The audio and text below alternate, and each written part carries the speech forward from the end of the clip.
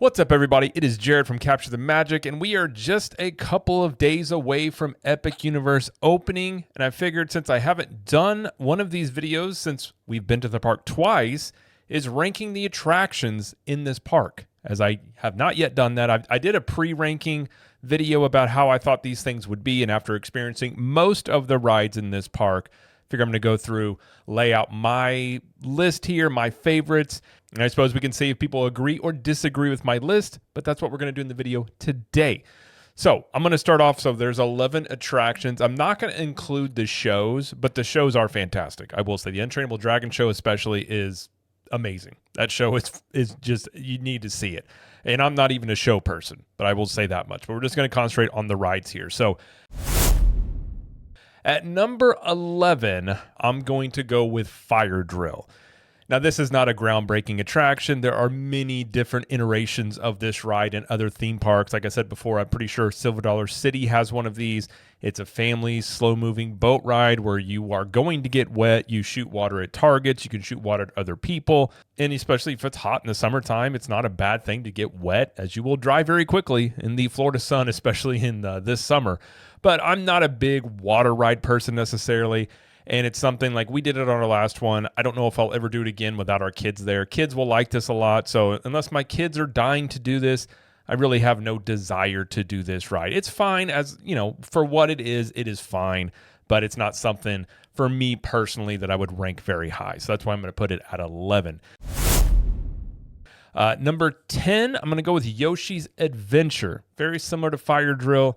Our kids absolutely love this ride. My daughter rode it. I think we rode it 3 times. Like, they really liked it, but they're also really into Nintendo, as I am.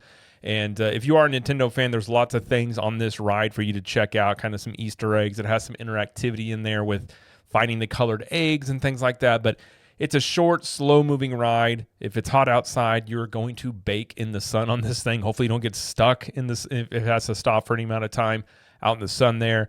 But again, from a kid's perspective or a family perspective, it is a solid ride for that. But just personally speaking for myself, it's not one I would do without my kids involved. So that's just where I'm going to put that at number 10. Number 9, I'm going to go with Dragon Racers Rally. Now, this ride it's kind of cool. I mean, you go up pretty high if you're kind of weary of heights, and I'm not a huge fan of heights, but it does go up pretty high. It's got some thrill factors to it. If you are able to do the rolling and the spinning part of it, you can, although it is kind of difficult to do that. But the main reason I'm going to put this at number 9 is the ride experience is not going to be worth the wait for this. This is a very slow loading and unloading ride, and it doesn't have a very high ride capacity. It's also not going to have express pass, so it is very likely that this ride will see hour-plus waits kind of constantly in this park, and I just don't think it's worth that wait. Personally speaking, if it was 30 minutes, maybe, but I might be, closer to waiting 20, 25 minutes for this type of ride. And again, it's fine. It has some thrills to it, but you go around maybe 5 times. You do get some good views of Isle of Berk, but in general, I don't think it's going to be worth the wait here. And I think it's kind of a mix between a kiddie ride and kind of a thrill ride here. Some kids will do this. Some kids, it may be too scary for them. So that's where I'm going to put this at number 9. So when it comes to number 8, I'm going to make a caveat here. And I'm going to say Constellation Carousel over in Celestial Park. During the daytime, I would say is at number 8. Because this ride, I do believe, was designed and meant to be experienced at night, as it is completely different. It transforms almost into a whole different atmosphere and vibe in that area. And so at number 8, if you ride this during the daytime, okay, number 8. But I think if you are going to ride this at night, it moves up at least one spot on my list here. So I'd say during the daytime, number 8. But at nighttime, I think this gets to about number 7 on my list. It's not a thrilling ride, of course. It's a very unique carousel, but it's just the visuals and everything going on with it, just being in Celestial Park at night. I do think it knocks it up at least one spot to me on this list. Which means the ride that is going to flip-flop with this, at least for me, is Curse of the Werewolf over in Dark Universe. Now, I have not gotten to experience this ride yet, but given, I've seen similar type of rides, a spinning coaster, I kind of know what to expect from it. I'd be very surprised if it was worse than I thought or better than I thought. So preemptively here, unless something changes and I'll update in another video and talk about it. I'm going to say, if we're talking about during the daytime here, this one is going to fall to number 7. I think if it's at nighttime, I am going to bump Constellation Carousel and move this one in that spot. So I think at nighttime here, I think Curse of the Werewolf will end up being number 8. Constellation Carousel will be number 7. During the day, those would flip, and Constellation Carousel will be number 8, and Curse of the Werewolf would be number 7. But the things that go against this as well, like it only has one ride train going at a time. The height, the ride capacity is not going to be very high on this, but it has, it's a very kind of simple coaster, but it has the spinning aspect to it.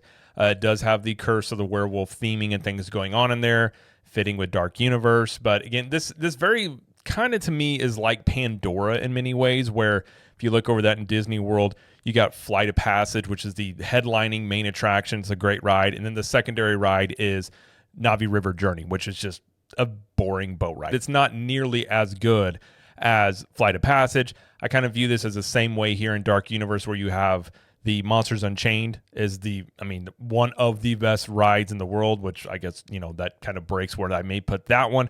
And then the secondary ride in here being Curse of the Werewolf is nowhere near what that ride experience is. So, but I don't think it's as much of a drop off if you have as Pandora. So I think it's a better secondary ride for this land, but I am going to put it here again at number 7 or number 8, depending on if it's the time or day when you ride this.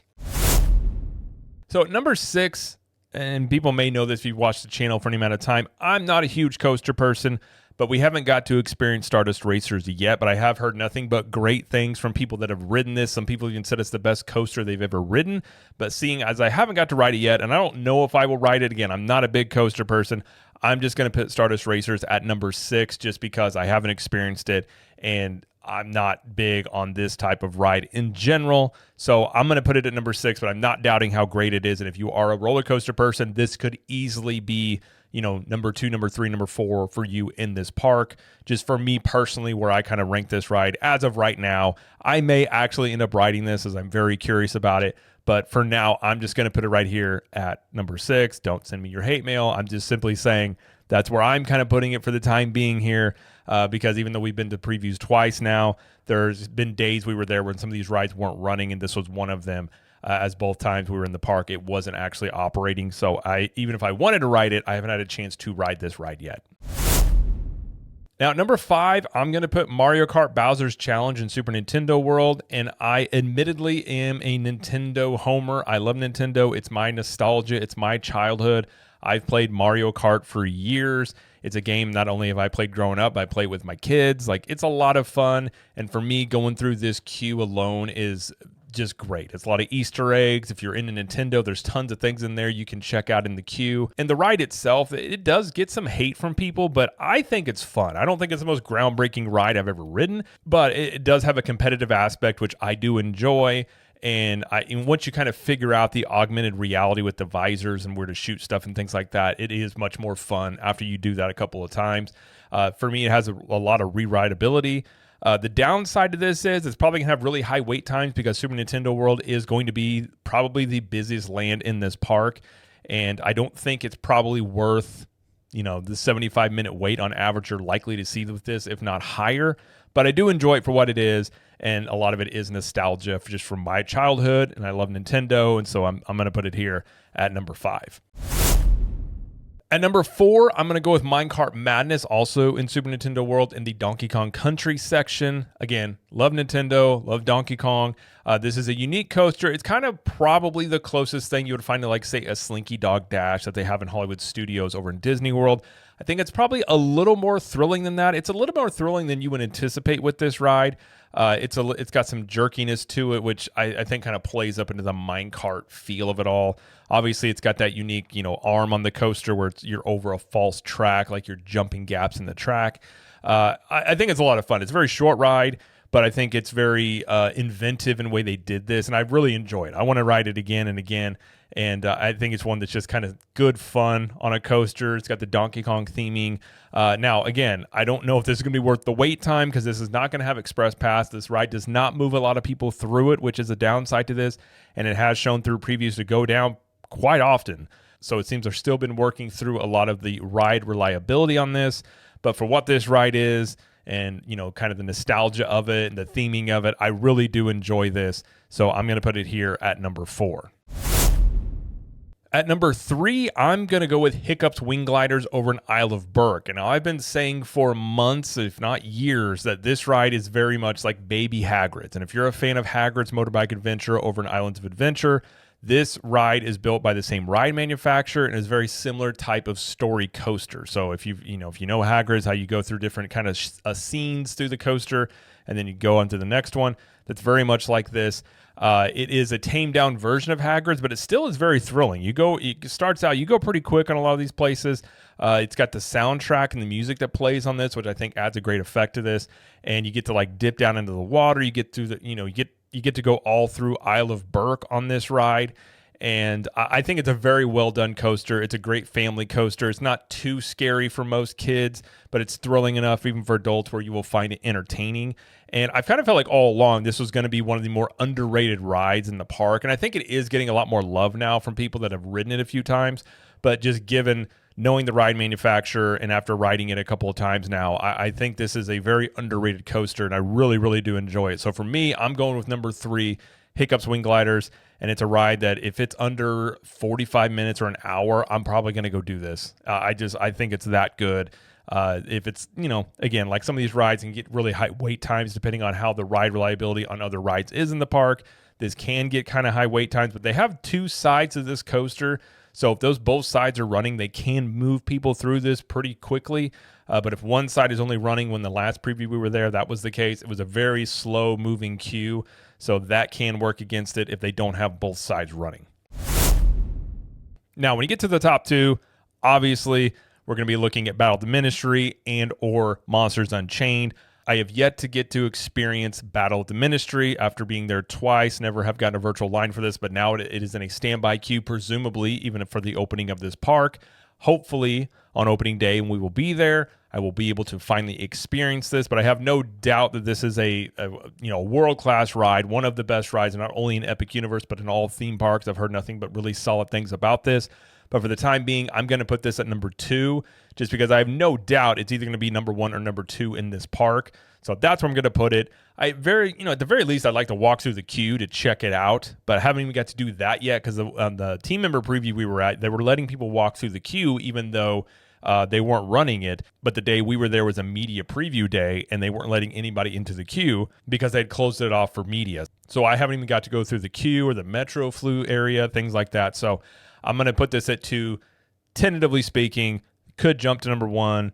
I'll wait and see what my experience is like. But that is one of the main things we want to try and do on opening day is ride Battle of the Ministry. Which means at number 1, I am going to go with Monsters Unchained over in the Dark Universe. This ride is, and I've talked about it in a couple of other videos, it's an amazing ride. All the hype and reviews I was hearing beforehand, I was like, it can't be that good. And then you go through everything from the queue. Obviously, the manor, it looks amazing, especially at night. The queue is absolutely just themed everywhere. You've got a really good mix of it tells a story in there. You've got good visuals. It's got some spooky, scary elements to it. Like, it really does set the vibe for this ride. And you can tell a lot of money went into this ride. And if you've ridden Forbidden Journey, it's the same ride system, a Kuka Arm ride system, but just an updated version of that.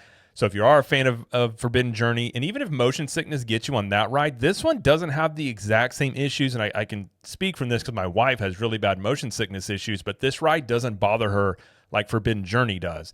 Forbidden Journey will make her absolutely sick as a dog. This one, she's ridden it 2 or 3 times and really never had any issues with it at all. It's very smooth. It definitely turns you kind of almost upside down a few times. The animatronics in here mixed with the screens are so well done. The animatronics look almost real. It is really hard to tell sometimes. It seems like there's a person in front of you. Everything from the pre-show to the ride itself. The scale of this is just absolutely incredible. There are a couple of parts in the ride, though, I hope they do fix maybe before the opening. There is a part after you first run into Dracula where you can actually see like concrete and a curtain and like even some folding chairs down there. And I think that they actually could lower the lights a bit more in this ride, and it would kind of immerse you more because you can look around and see some of the other ride vehicles. Like you can see the whole, the way the ride works, which actually from a technical standpoint is pretty amazing to see just how big the scale of this building is and this ride is. But those things can be fixed, so those aren't really big issues. But even with those things, it doesn't ruin the ride for me. I still think it's one of the best dark rides I've ever ridden, maybe the best one. And I think in general of a theme park attraction, it is probably, definitely in the top 5. It might even be in the top 3. I have to really sit down and think about it of where I would put this, but it is one of the best attractions that you will absolutely ever ride. And it's a must-do when you go to Dark Universe. And the good thing about this ride is it moves people through it really efficiently. And so we've even seen some of the later previews here where the wait times have been 20 minutes or less on this. And I don't think it's due to people not wanting to ride it. I think it's due to the fact that this thing is very efficient in moving people through it. It seems like they've figured out some of the reliability issues that maybe it had early on. It seems to be much more reliable now. And I think a lot of attention has been going to, Battle at the Ministry during the latest previews because it was in a standby line. A lot of people wanted to do that. But this ride, I think people will be pretty happy with not only the attraction itself, but also how efficiently it does move people through it. So I think that's definitely a plus on both of these when it comes to this attraction. So that is my list of where I would rank the rides in Epic Universe, at least for now. Like I said, there's been a few we didn't get to experience yet. And then if my list changes or I decide to move some things around after I've ridden it, I will probably make another updated video about that.